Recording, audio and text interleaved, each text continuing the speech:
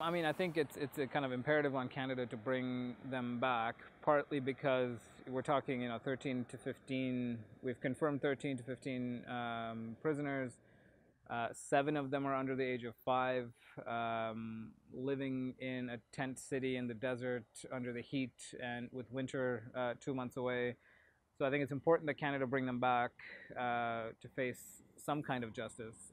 The difficulty is, of course, again, the evidentiary threshold.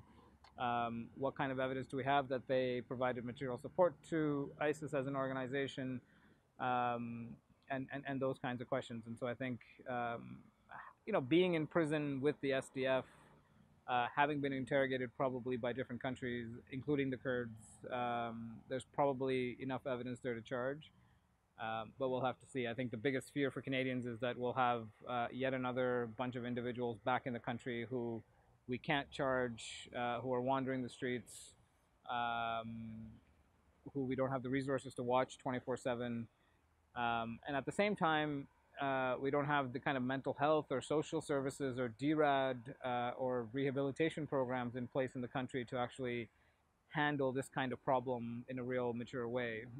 And so all three of those problems exist in Canada, and I think that's partly the reluctance that we're seeing on the part of the government to kind of step up to the plate and bring them back. The kind of women were fairly typical as well. They, arrived in ISIS territory, were put into a mudafa, which is a kind of a house for women who aren't married yet. Eventually met their husbands.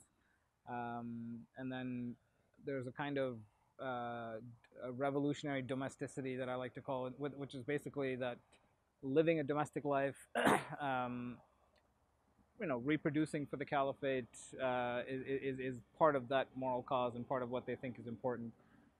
So, ironically, as opposed to some of the men, you don't actually learn a lot about life under ISIS from them because they're often kept in close quarters. They don't travel out as much.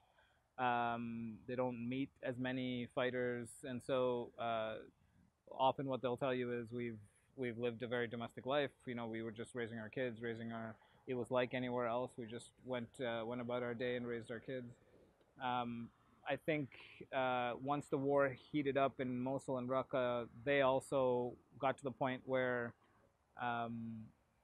they didn't want to see their kids killed. They wanted to find a way out, and some of them made arrangements to leave as smooth as possible.